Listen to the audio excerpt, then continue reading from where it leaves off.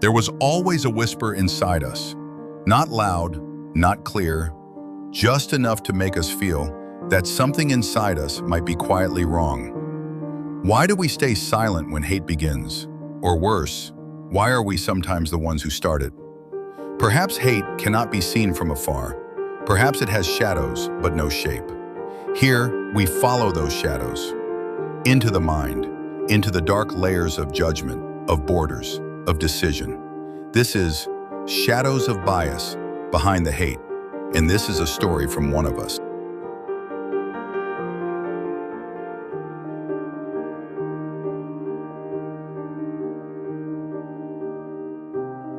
How is it possible? Just a few years later, those same children now point guns at each other.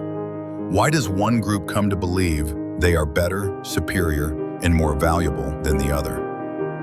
Maybe it's not just an accident. Maybe we humans are designed to divide into us and them.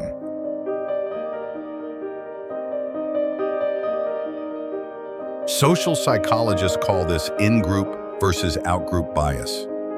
It means our unconscious tendency to see our own group as better, more moral, more human, and to see the other as less trustworthy, less moral, sometimes even less human. This bias begins early. Even infants show preference for familiar faces and voices. To survive, our minds cling to what feels like home, even in the shape of another's face. But when this instinct is reinforced by family, school, media, or religion, it grows. It turns into prejudice, rejection, and eventually hate. We begin to say, they are not like us. They are dangerous. We must protect ourselves.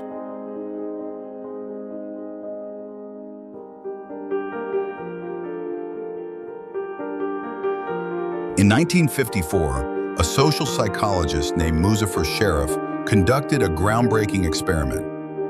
He took two groups of young boys, ages 11 to 12, to a summer camp in Oklahoma. These boys had no racial or cultural differences. They spoke the same language. They came from similar backgrounds. The only difference was that they were divided into two groups. At first, everything seemed normal. Each group bonded through games, songs, and teamwork. But soon, conflict emerged.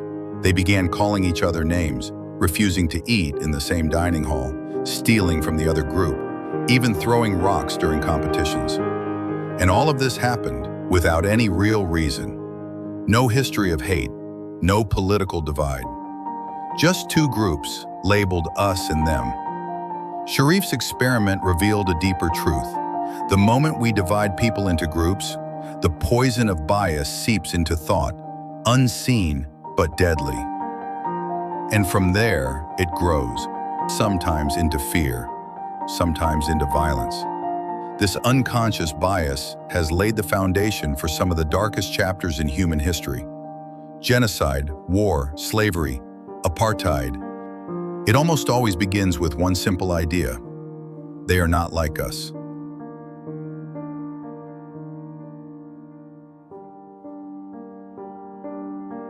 We think we're just. We believe our judgments are fair. But the mind is always loyal to its side. And that means no judgment is ever entirely free of shadows. It's time we saw this bias, not to blame ourselves, but to build a world where us means all of us.